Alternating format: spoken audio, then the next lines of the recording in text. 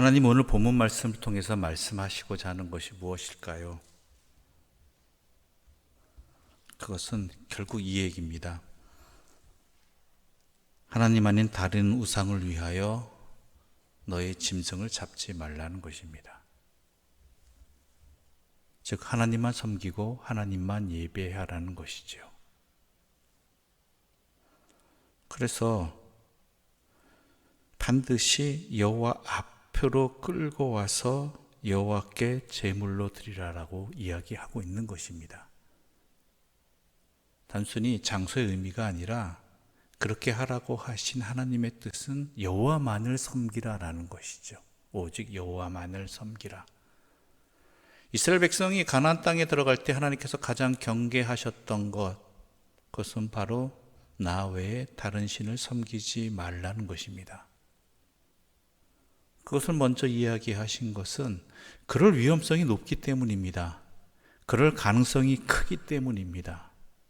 사람이 살다 보면은 우리가 드러나게도 하나님 아닌 다른 신을 섬길 때도 있지만 우리의 중심이, 우리의 삶이 하나님을 섬긴다고 하면서 실상은 하나님 섬기는 자로서 살아가지 않을 경우가 많다라는 것이죠. 스스로 속을 때도 많다라는 것입니다. 그래서 그것을 어떻게 분별하느냐? 사람에게 가장 큰 시험거리 중에 하나가 뭔지 아십니까? 여러 가지 시험거리가 있겠지만 건강인 것 같습니까? 자녀의 문제인 것 같습니까? 물론 그것도 큰 시험거리죠. 그러나 가장 큰 시험거리는 실상은요, 돈입니다. 재물입니다. 물질 앞에서는 건강도 그냥 넘어갑니다. 자식도 소용없습니다. 형제 자매도 물질 앞에서 어떻게 변질되는데요? 부모 자식 간에도.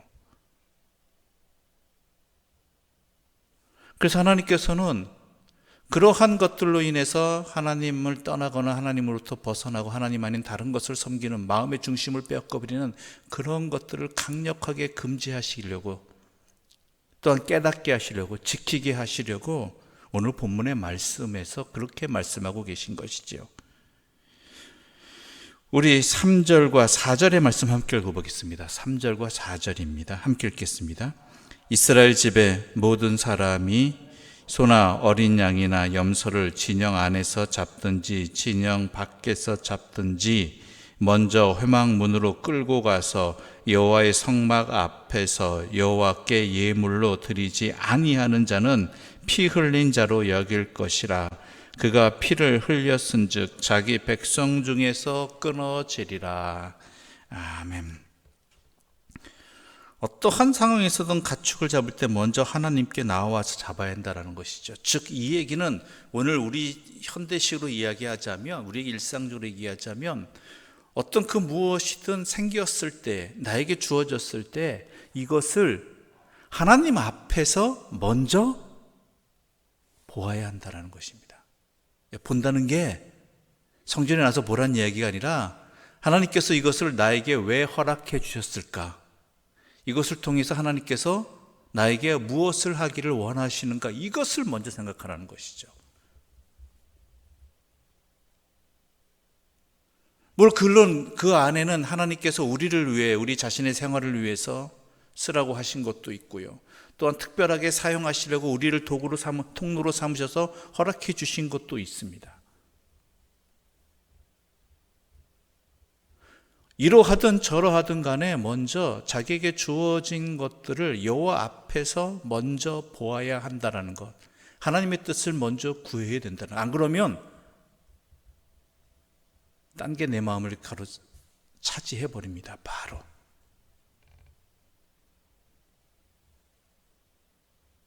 여호와께 첫 번째 난 것을 드리라는 이유도 바로 그거예요. 먼저 하나님 앞에서 이 모든 것들을 살펴보라는 것이죠. 우리 하나님 어떠신 분입니까? 5절 말씀 함께 읽어볼까요? 5절 말씀입니다.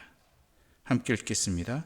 그런즉 이스라엘 자손이 들에서 잡던 그들의 제물을 회막문 여호와께로 끌고 가서 제사장에게 주어 화목제로 여호와께 드려야 할 것이요. 화목제 얘기를 하고 있거든요. 화목제가 뭐죠? 하나님과의 관계 속에서 서로 함께하는 것, 이런 것들을 나타내는 것이죠. 근데 화목제의 가장 중요한 특징이 뭡니까? 여호와께 드릴 목도 있지만 모두가 함께 나누는 목도 매우 크다라는 것이죠. 거의 대부분이 되겠죠. 우리 하나님은 그러신 분입니다. 우리에게 주시는 분입니다. 우리의 필요를 아시고 또한 우리에게 적합한 것들을 채워주시는 분입니다. 그런데 도리어 우리 하나님께 주신 것들로 우리가 하나님을 잊어버리는, 하나님 뜻과 상관없는 삶을 사는 도구가 되어버린다면 아버지 하나님의 마음이 어떠하겠습니까? 여러분 부모님이신데 부모님이신 여러분이 자녀를 위해서 무엇을 줬단 말이에요. 또 명절이니까 바리바리 싸주시기도 하시겠죠. 근데 그것을 가지고 내 자녀가 도리어 망쳐지는, 부모께 불효하는 그러한 도구로 변질되어 버린다면 주신 마음은 어떻습니까? 우리 하나님 아버지도 마찬가지예요. 부모님이 이것을 주었을 때 자녀는 뭐예요? 나에게 내가 무슨 받을 거 받은 것처럼 무슨 당연한 권리 요구에 대해서 응답받은 것처럼 내가 부모님께 용돈을 드렸으니까 이것에 대한 대가로 받는 것처럼 생각해서는 안 되잖아요. 어떻게 생각해야 되죠? 나에게 부모님이 이것을 어떤 마음으로 주셨을까? 부모의 뜻을 헤아리는 그것이 먼저 있어야지 된다는 것이죠. 하나님 앞에서도 마찬가지입니다. 그래서 어디에서 잡든 간에 뭐라 그래요? 회막문으로 끌고 와서 여호와 성막 앞에서 여호와께 제물을 드리라라는 거예요. 너의 마음을 드리라. 너의 중심을 여호와께 있어라.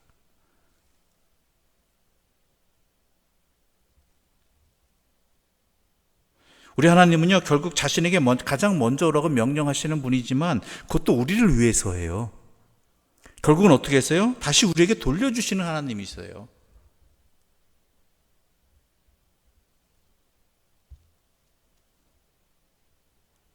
(7절) 또 이렇게 말하고 있습니다. 함께 읽어보겠습니다. 7절의 말씀입니다. 그들은 전에 음란하게 섬기던 순념소에게 다시 제사하지 말 것이니라. 이는 그들이 대대로 지킬 영원한 규례니라. 갑자기 순념소가 왜 나오느냐? 이것은 당시 애국 문화 속에서 발견되어지는 염소를 섬기는 이방 숭배의 모습입니다. 악령이죠. 그러니까 지금까지 그렇게 살아왔잖아요. 430년의 시간들을. 그러니까 이게 틈만 나면 어떻게 돼요? 그렇게 돌아간다는 옛 모습으로. 그래서 하나님께서 뭐라고 명령해? 너희는 애굽 땅으로 돌아가지 말지어다라고 이야기하잖아요. 그것이 단순히 땅의 문제가 아니잖아요. 하나님으로부터 벗어나서 살았던, 애굽의 악한 영들을 섬기며 살았던 그 영향을 받던 그 상황으로 돌아가지 않기 위해서는 어떻게 된다고요? 오직 여호와만 섬기는 거예요.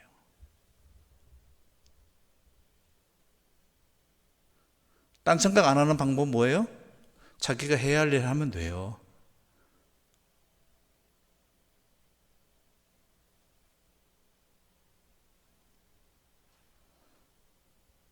그렇지 않으면 이스라엘 백성 중에서 끊어지리라? 당연히 끊어지죠.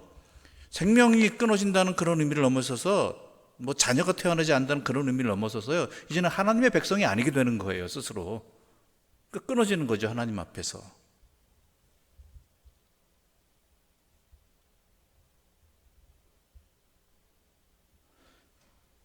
우리의 허락되어진 모든 것들은 다 하나님께로부터 비롯된 것을 믿는다면, 그것을 고백한다면 우리는 먼저 우리에게 허락되어진 모든 것들을 하나님 뜻 안에서 먼저 살펴야 되는 것입니다. 그게 결국은 우리를 위한 일이고 우리가 헛된 죄악으로 돌아가지 아니하는 길인 것입니다. 오직 여호와만 섬길 수 있는 그러한 지혜인 것입니다. 그러면서 오늘 본문에서 계속 이어지는 말씀은 피를 먹지 말라는 이야기가 나옵니다. 그 이유가 무엇이냐? 11절 말씀 함께 읽어볼까요? 11절입니다. 육체의 생명은 피에 있음이라. 내가 이 피를 너희에게 주어 제단에 뿌려 너희 생명을 위하여 속죄하게 하였나니 생명이 피에 있으므로 피가 죄를 속하느니라. 여기서 세 가지를 말씀하시죠. 피는 생명이다라. 생명, 모육체의 생명은 피에 있다.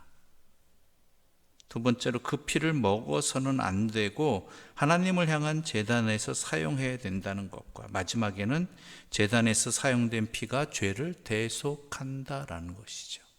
그런 의미가 있다는 것이죠. 즉 이 말씀은요, 단순히 우리에게 물질적으로 어떤 피 섭취 금지 이건 아닙니다. 그 안에 담긴 의미를 제대로 알라는 거예요. 결국은 이 모든 것들은 뭐냐? 모든 생명을 제대로 사랑해야 된다는 것이고, 또한 모든 피조물은 하나님께서 창조하신 그것임을 분명히 알고 서로 생명을 존중하며 지켜줘야 된다는 것이죠. 안 그러면 너희 대가 끊어지리라. 오늘날 기후 환경의 문제가 바로 이런 것 아닙니까? 하나님이 창조하신 세상에 대해서, 피조물에 대해서 우리의 욕망을 따라 그들의 피를 흘렸습니다. 그 피를 우리가 마셨습니다. 왜요? 우리를 위해서, 나를 위해서. 청지기 역할을 제대로 안 했습니다. 결국 그 결과는 누구에게 다가오고 있습니까? 우리에게 다가오고 있잖아요.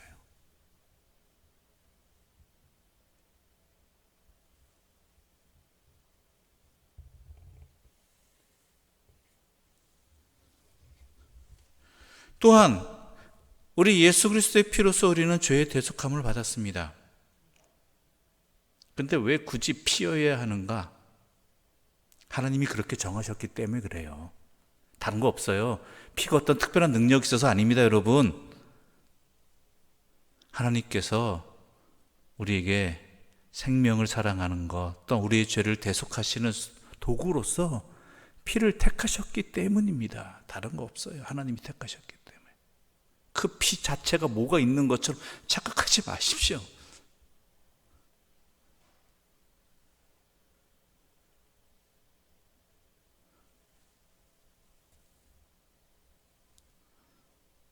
그러므로 우리가 하나님께서 정하셨으므로 그 말씀대로 따라야 하는 것은 우리의 일상의 삶도 하나님 말씀대로 살아가기 위한 어찌 보면은 기준점을 잡아주는 거예요. 중요한 건 뭐예요? 하나님께서 정하신 이가 누구이냐예요. 더 정확한 건 뭔지 아십니까? 우리의 마음이 어디에 있느냐라는, 우리의 중심이 어디에 있느냐. 단순히 피를 먹지 아니하는 것, 그것이 아니라 왜 피를 먹지 않는가? 하나님이 그렇게 정하셨으므로 생명을 왜 사랑해야 되는가? 내가 그 생명을 아끼고 사랑하기 때문에 아니에요. 하나님이 그렇게 정하셨으므로, 말씀하셨으므로.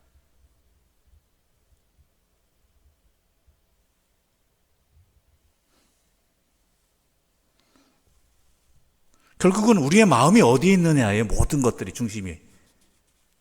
우리의 마음이, 우리의 중심이 어디에 있느냐. 나에게 마음이 있으면요, 내 중심이 되어버리면요, 결국은 모든 것을 파괴하게 돼요. 내 욕심에 의해서. 내 스스로를 파괴하게 돼요. 그러나 하나님께서 중심이 있으면, 주의 뜻을 따르게 되면 모두가 살아날 수 있습니다.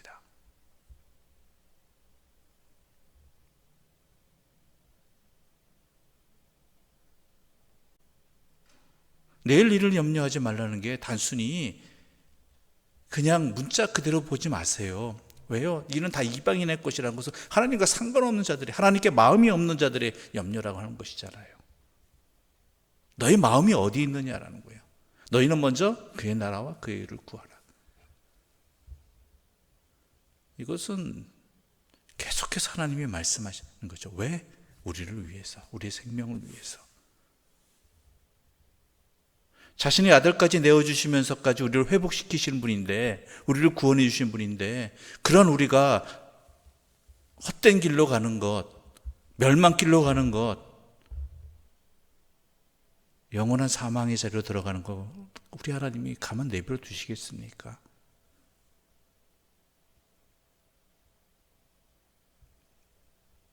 그래서 너는 나 외에 다른 신을 섬기지 말라는 것입니다.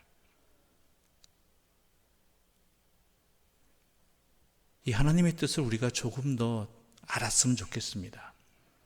조금 더 철이 들었으면 좋겠습니다.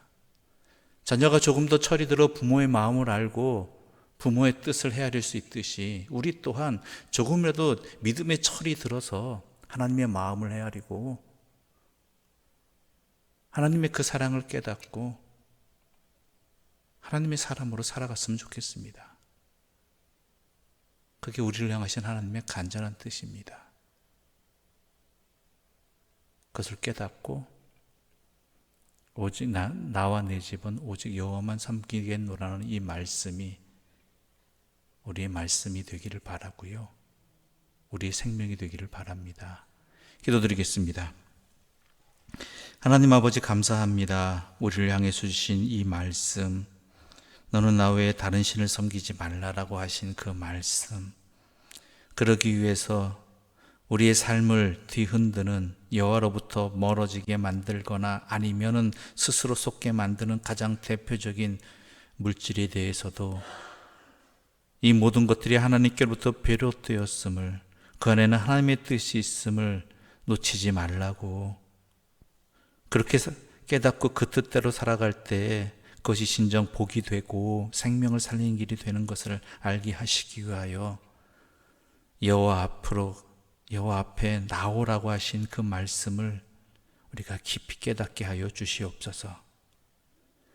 우리에게 허락되어진 모든 것들, 물질뿐만 아니라 건강, 또한 자녀, 그 외의 여러 가지 것들도 먼저 여호와 앞에 갖고 나오게 하여 주시어서 주의 뜻을 헤아리게 해주시고 깨닫게 해주시고 주의 뜻대로 사용하게 하여 주시옵소서. 이 모든 말씀 예수님의 이름으로 기도드립니다. 아멘. 하늘에 계신 우리 아버지의 이름을 거룩하게 하시며 아버지의 나라가 오게 하시며 아버지의 뜻이 하늘에서와 같이 땅에서도 이루어지게 하소서.